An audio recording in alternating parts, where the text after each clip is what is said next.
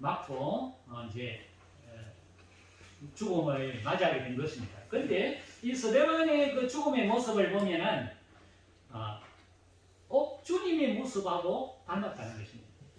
그래서 그가 돌에 맞아서 부러지면서 주 예수여 내 영혼을 받아 주시옵소서 이렇게 기도하면서 무릎을 꿇고 크게 또 주여 이 죄를 그들에게 돌리지 마시옵소서 그렇게 하면서 아주 그 죽음을 받아들이고 성경에 말하는 말씀을 보면 자는 모습으로 죽었다 그렇게 말씀하고 있습니다. 이 스데반의 우리가 믿음을 가만히 우리가 살펴보면 그의 믿음은 그 어려운 그 십자가를 받아들였다는 거예요. 아무런 저항을 하지 않았습니다. 이게 보면 그냥 돌을 던지니까 그냥 무릎 꿇고 그 돌을 맞은 거예요. 그 기도하면서 그냥 그대로 죽음을 맞이한 겁니다. 그 스데반의 우리가 믿음을 보면은 베드로가 가지고 있는 믿음과는 정반대의 믿음을 가지고 있다는 것을 우리가 알 수 있습니다. 그 고난의 믿음, 어려움의 믿음을 아무런 저항 없이 그대로 자기 것으로 받아들여서 그것을 가지고 그대로 십자가의 죽음을 그대로 옮겨간 것을 알 수가 있습니다. 그런 주님의 십자가의 모습을 그대로 가지고 있다는 것을 알 수 있습니다. 자, 그러면은 우리가 이 두 분을 물론 많은 사람도 있지만 대표적으로 베드로의 믿음과 스데반의 믿음은 우리가 보면 극과 극의 믿음 아닙니까? 그죠? 이 베드로의 믿음은 담대한 믿음이죠. 딱 그 사람에 대해서 자기가 해야 할 말을 딱 하는 거예요. 정당당하게 딱 나서고 담대하게 나섰어요. 이 베드로의 믿음이었어요. 그런데 스데반은 전부 됐어요. 그 사람들이 때리고 죽이니까 그대로 아무런 저항도 하지 않고 아무런 말도 하지 않고 그대로 그것을 받아들였어요. 그래서 우리가 이 믿음의 신앙을 우리 이 두 사람을 믿음을 보면은 두 가지의 믿음이 존재한다는 것을 알 수 있습니다. 하나는 담대한 믿음이죠. 하나는 담대한 믿음이고 또 하나는 십자가의 믿음이다. 이 두 가지의 믿음이 존재하고 있다 하는 것이고 어느 믿음이 좋으냐? 그거 말할 수 없다는 거예요. 그런데 오늘 우리가 이제 살펴봐야 될 분이 이제 바울입니다. 앞으로 계속 이 바울의 사역이 계속되는 것이죠. 그러면 바울의 믿음과 신앙은 어떤 믿음과 신앙을 가졌느냐 하는 거예요. 이 바울의 신앙의 믿음을 보면 그도 많은 시행착오와 어려움과 환난을 겪고 있다는 사실을 우리가 알 수 있습니다. 오늘 이 바울의 원래 그 사역이 이미 시작이 되었고 14장 오늘 읽은 말씀은 바울의 그 1차 전도의 거의 마무리되는 그런 부분에 대한 말씀이에요. 원래 이제 바울과 바나바는 동역자로서 그 선나라, 그죠? 선나라의 그 키프로스라는 지금 지역에 키프로스에 있는 그런 거기에 가서 선교를 했습니다. 선교를 하고 그 선교를 할 때 그 박스 엘루마에 대해서 담대한 믿음을 선포했습니다. 그래서 왜냐 그 총독 그 서기오 바울이라는 그 총독을 딱 감싸고 있는 영적 세력에 대해서 담대하게 그 바울이 선포했죠. 그 말씀이 이제 13장 앞장의 내용이 지난 주일에 나와 있습니다. 이 바울은 그 그를 향하여 주의 손이 내 위에 있으니 내가 맹인이 되어서 얼마 동안 해를 보지 못하리라 하니 즉시 어둠과 안개가 그를 덮어 인도할 사람을 두루 구하는지라. 이에 총독이 그렇게 된 것을 보고 믿으며 주의 가르치심을 놀랍게 여겼다. 그렇게 말씀합니다. 바울은 그 영적 세력에 대해서 담대하게 선포했다는 거예요. 그러니까 이 바울의 믿음과 신앙은 원래 이 베드로의 믿음의 신앙과 좀 가지고 있는 게 공통점이 있다는 거죠. 그 영적인 세력, 그 박수, 그 마술사, 그 총독을 딱 쥐고 있는 그 영적 세력에 대해서 하나님의 복음의 말씀을 담대하게 전했다는 거죠. 그러니까 그 사람이 맹인이 되어버렸다. 그리고 난 다음에 이제 비스디아 안디옥으로 가서 그가 복음을 전했죠. 그의 복음의 핵심은 예수님에 대하고 예수님에 대해서 복음을 전했고, 그 다음에 예수님의 십자가에 대해서 말씀했죠. 제 사함에 대해서 이야기했습니다. 그리고 사람이 어렵게 되는 것은 믿음을 통해서 어렵게 된다. 그것을 전했습니다. 그러니까 그 비시디아에 있었던 유대인들이 이 바울을 쫓아냈습니다. 그거 말씀이 이제 바로 앞절에 나오죠. 그래서 이들이 이제 다른 지역으로 가게 됐다는 거죠. 이고니온이라는 지방으로 가게 됐다. 그게 이제 14장에 있는 오늘 말씀의 시작입니다.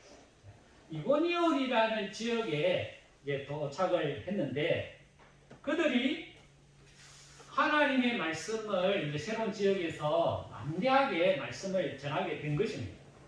그래서 거기에서 많은 역사가 이제 드러나기 시작. 구체적인 어떤 역사가 일어났다는 말은 하고 있지 않습니다.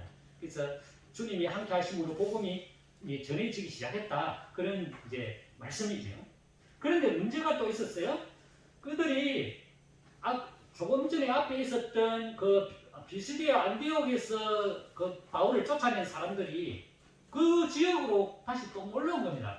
같이 무리를 모아가지고 이방인과 유대인들이 이들을 모욕하면서 돌로 그들을 위협했다는 것입니다. 너희가 이 지역에서 하나님 말씀을 전하면은 우리가 가만히 있지 않겠다.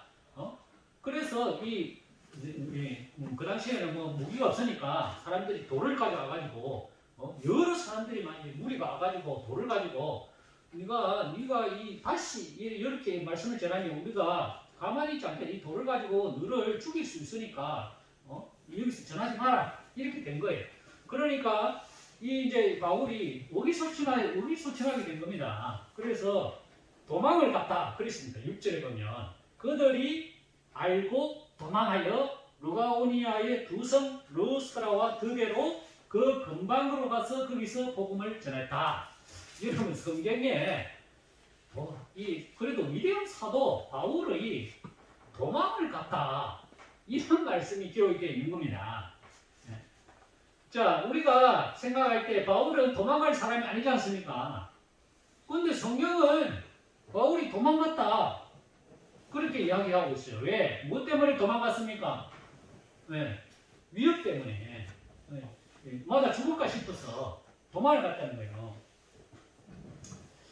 우리가 복음을 자기의 믿음에 이런 위기가 올 때가 있습니다. 그래서 그 믿음이 때로는 우리가 강하게 반응하지만 때로는 내가 약해서 실패할 때가 있다는 거예요. 믿음이라는 게 늘 승리하는 건 아니다는 거죠. 우리가 살다 보면은 믿음으로 강하게 승리할 때가 있었지만 때로는 내가 실패할 때도 있다는 거예요.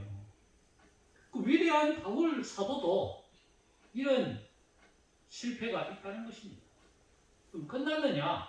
이제 실패해 도망갔으니까 이제 이제 그 사역의 모든 것이 이제 다 끝났느냐? 아니라는 것입니다. 자, 그들이 이제 어느 지역을 도망하냐? 루스트라는 곳으로 도망을 갔어요. 그런데 엎친데 겹친 격으로 그곳에 가니까 이 장애인이 하나 있는 거예요. 여기 보니까 발을 전혀 쓰지 못하는 한 사람이 앉아 있다는 거예요. 그런데 그 사람이 나면서부터 걷지 못하게 되어 한 번도 걸어본 적이 없는 사람이라는 거예요. 이거는 우리가 볼 때는 소아마비 장애인이죠. 그죠? 날 때부터 한 번도 걷지 못했어. 그러니까 이 사람은 전혀 그럴 희망과 소망이 없는, 확률이 전혀 없는, 어떻게 보면 의술로서는 어떤 방법을 할 수 없는 사람이 앉아 있는 겁니다. 자, 보세요. 자신들이 쫓겨가가지고 그 지역에 갔는데 아이고 여기는 안 되겠다. 여기는 우리가 아무리 해도 저 사람들이 따라다니면서 돌을 가지고 이렇게 위협을 가하는 상황에서 누가 예수 믿으려 하겠냐 말이지. 그래서 이제 이 지역을 포기하고 루가오니아 루스트라는 곳으로 다시 다른 동네로 갔단 말이죠. 다른 동네로 갔는데 딱 마주친 사람이 누구냐? 나면서부터 걷지 못하는 한 사람이 있었다는 거죠. 이 바울이 그 사람을 보고 구원받을 만한 믿음이 그 속에 있는 것을 보고 큰 소리로 내 발로 바로 일어서라 하니까 그 사람이 일어서게 됐다는 거예요. 일어서서 걷게 됐다 하는 겁니다. 그러자 수많은 사람들이 그걸 봤다는 거죠. 그걸 봤는데 그 지역에 있는 제사장이 제사를 지내는 주관하는 사람이 그것을 보고 야 가만히 보니까 저 사람들이 우리가 믿는 신이 저 사람 속에 들어가서 저 사람을 일으켰다. 그렇게 해서 저 사람은 우리의 신이다. 그렇게 해서 이 바나바를 제우스 신이라고 하고 바울을 헤르메스라는 신으로 모셨다는 거예요. 이 말은 뭐냐면은 이 제우스 신이 제일 큰 신이에요. 그 밑에 또 약간 따라다니면서 대변하는 큰 신을 대변하는 대변인이 헤르메스 신이라는 신이에요. 그리스 신화에 나오는 신이에요. 그래서 이 두 신이 우리 가운데 와가지고 큰 역사를 일으켰다 하면서 그 제사를 꽃을 갖다 놔놓고 재물을 갖다 놔놓고 그 사람이 우리 신이다. 이렇게 이제 막 문제가 그렇게 일어났다는 거예요. 그러니까 이 바울과 이 사람이 바나바가 여러분 어찌하여 이런 일을 합니까? 우리도 우리 여러분과 같이 똑같은 그런 사람입니다. 여러분에게 복음을 전하는 것은 이 헛된 일을 버리고 천지와 바다와 그 가운데 만물을 지으시고 살아계신 하나님께 돌아오기 위해서 우리가 저 사람을 일으킨 것입니다. 그렇게 이야기했다는 것이죠. 여러분 우리가 이 말씀을 보면 이 역사를 보면 이 사건을 보면 우리가 똑같은 사건이 하나 더 있었습니다. 그게 뭡니까? 베드로의 사건이잖아요. 그죠? 늘 제가 매주마다 말씀은 성전 미문에 앉아 있었던 안전병이 그 사람이나 여기에 나면서부터 한 번도 걷지 못한 그 사람이나 상황은 똑같아요. 베드로도 그 사람을 주목하여 믿음이 있는 것을 보고 오른손을 잡아 일으켰어요. 예수 그리스도 이름으로 명하노니 일어나 걸어라. 오른손을 딱 잡아 걸으니까 그가 발목에 힘이 들어갔고 그 성전에서 뛰면서 걷기 시작했다 하는 것이 3장의 내용이에요. 근데 똑같은 한자가 이 바울이 똑같이 말했어요. 내 발로 일어나 걸어라. 그렇게 하니까 똑같은 역사가 일어나게 됐다는 것입니다. 우리가 이것을 보면 하나님의 역사는 특별한 사람에게만 있는 것이 아니라는 것을 이야기해주고 있는 것이죠. 베드로에게만 어떤 하나님의 능력을 가진 베드로에게만 이 사람을 일으키는 그런 능력을 가진 믿음이고 다른 사람에게는 그런 믿음이 없는 그런 것이다. 그걸 말하고 있지 않다는 거죠. 베드로에게 임했던 하나님의 역사는 바울에게도 임하게 된 것입니다. 똑같은 삶이고 똑같은 역사예요. 자, 우리가 그러면은 베드로에게만 이런 역사가 일어나고 바울에게만 이런 역사가 일어나느냐? 그 성경이 그 말을 하기 위해서 이걸 써놓은 게 아니라는 거죠. 하나님의 역사는 물 흐르듯이 누구에게나 다 흘러간다는 거예요. 그게 오순절 역사 아닙니까? 그죠? 오순절 역사는 특별한 사람에게만 성령이 내린 게 아니고 모든 사람에게 성령이 다 내린 거예요. 거기에서 성령의 역사를 받은 사람 중에 한 사람이 베드로예요. 그 베드로가 하나님의 역사를 일으킨 거예요. 그런데 그 역사가 일회성으로 끝났느냐? 아니라는 거죠. 바울의 실패를 했지만 그죠? 앞에서 실패했잖아요. 쫓겨났잖아요. 도망쳤다고 그랬잖아요. 믿음의 이제 모든 것을 잃어버리고 더 어려운 난관 속에 부딪혔을 때 하나님의 역사가 이 바울에게도 일어났다는 거죠. 그래서 하나님의 역사는 정지되어 있고 어떤 특별한 사람에게만 임하는 것이 아니다는 거죠. 하나님의 역사는 물 흐르듯이 이렇게 흘러내려간다는 거죠. 누구에게를 통하든지 어떤 사람에게를 통하든지 하나님의 역사는 일어난다는 겁니다. 자, 그러면 우리가 그러면 해야 할 일이 뭐냐는 거죠. 우리도 하나님의 역사에 쓰임 받을 수 있는 도구가 될 수 있다는 것입니다. 그게 성경이 이야기하는 그 말씀이죠. 하나님의 역사는 특별한 사람에게 제한된 것이 아니다는 거죠. 베드로에게 임한 하나님의 역사가 바울에게도 임하는 것입니다. 그러면 바울에게도 임한 이 역사는 우리에게도 임하는 것입니다. 그게 우리의 믿음이 되어야 된다는 것이죠.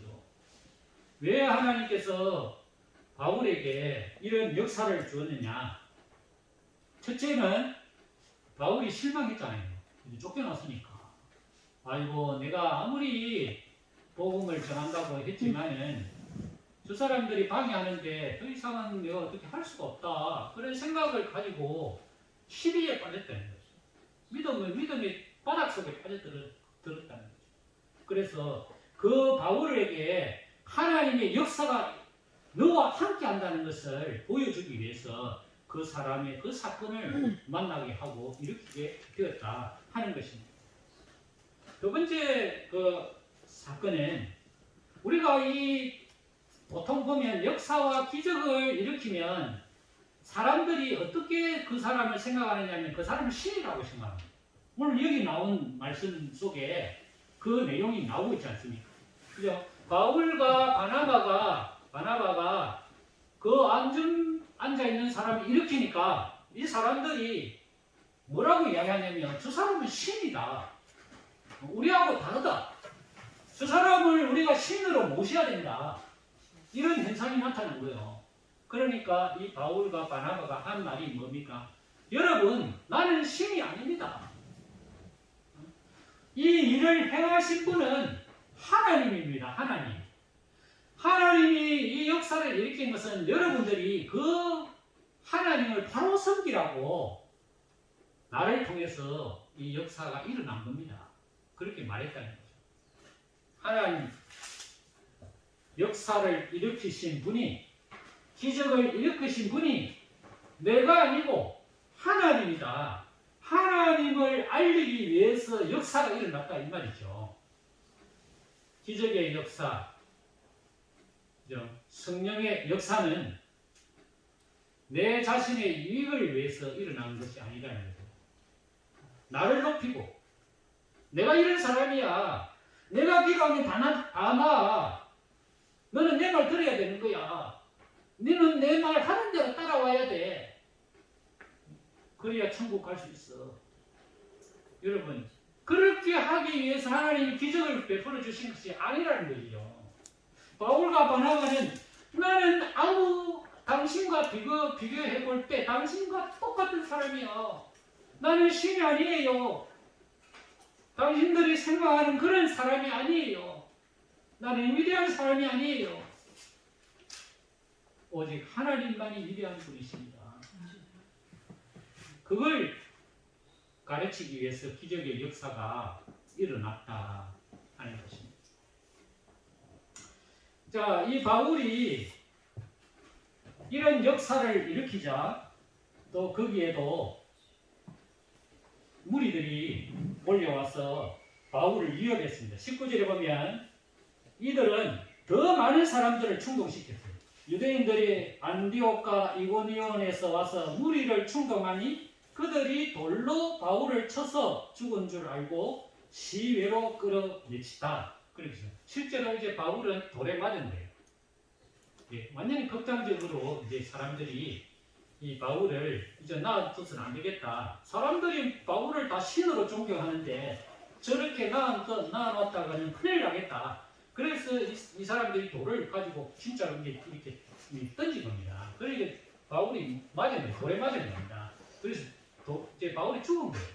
그래서 사람이 이제 의식이 없으니까 끌어다가 질질 끌어다가 어디다 버렸어요. 바깥에 성 밖에 버렸어요.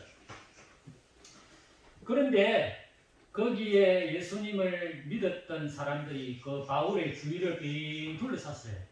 둘러싸서 그들이 바울에게 기도를, 여기 성경에는 기도했다는 말이 없지만 그들이 뭐 했겠습니까?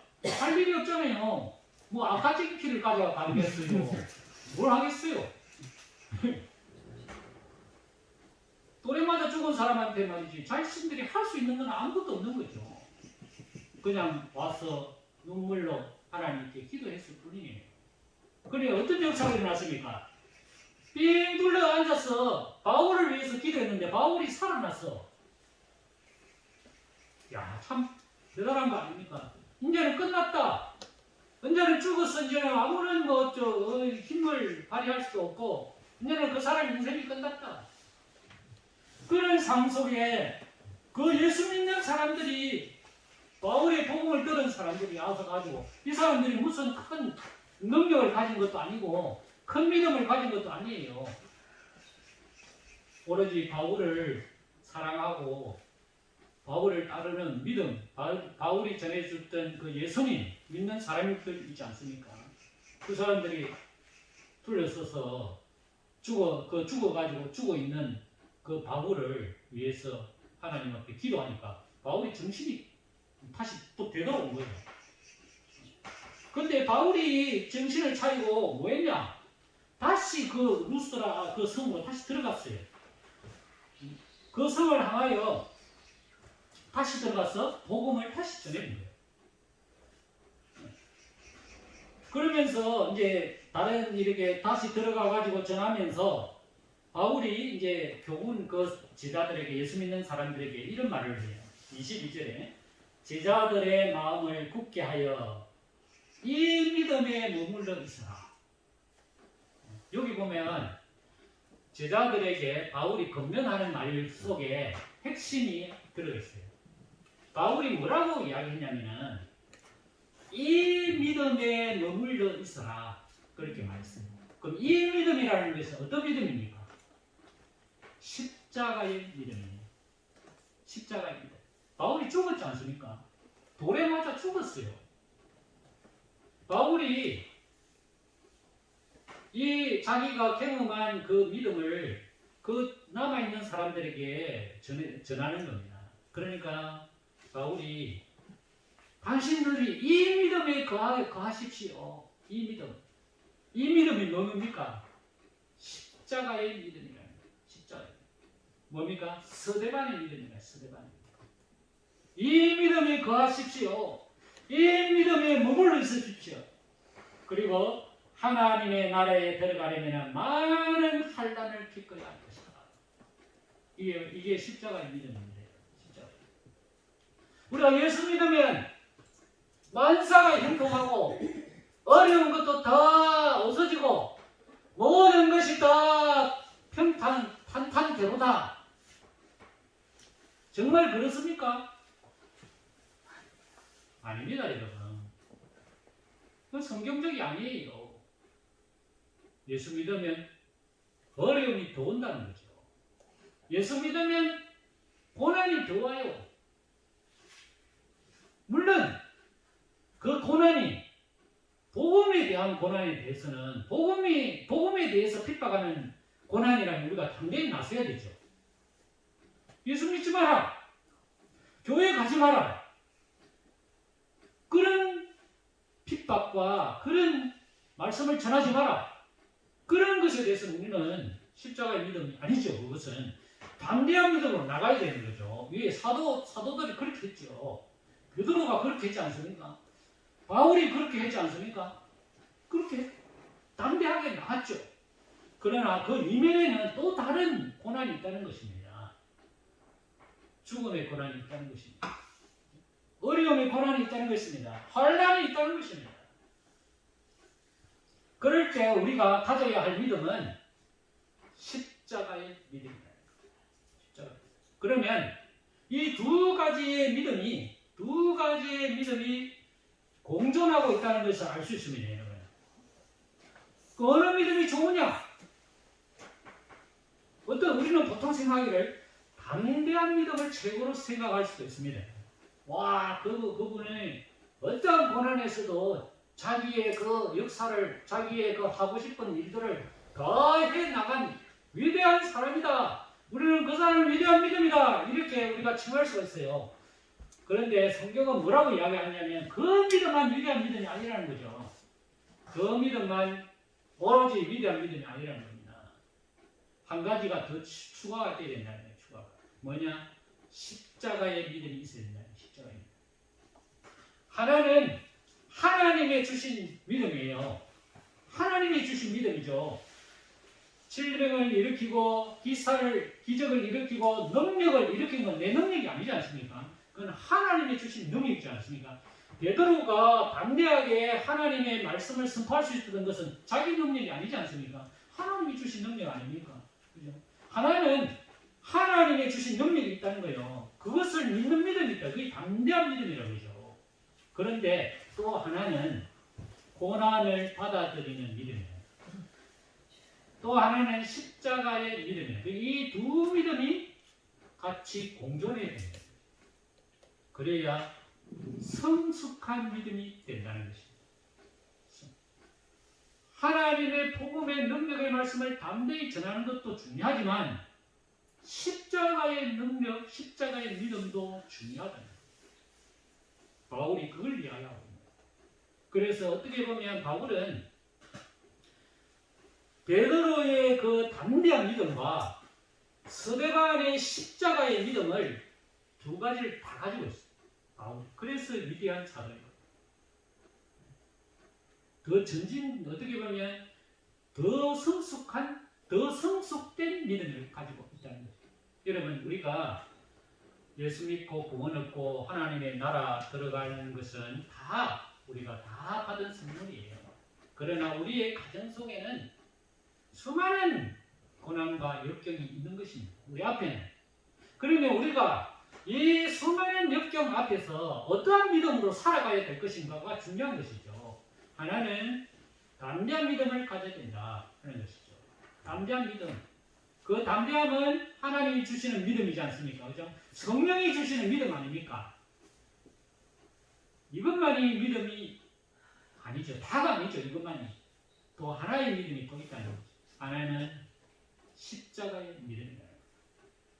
하나님이 나에게 주신 환난과 고난을 받아들이는 믿음이 있어요. 그래야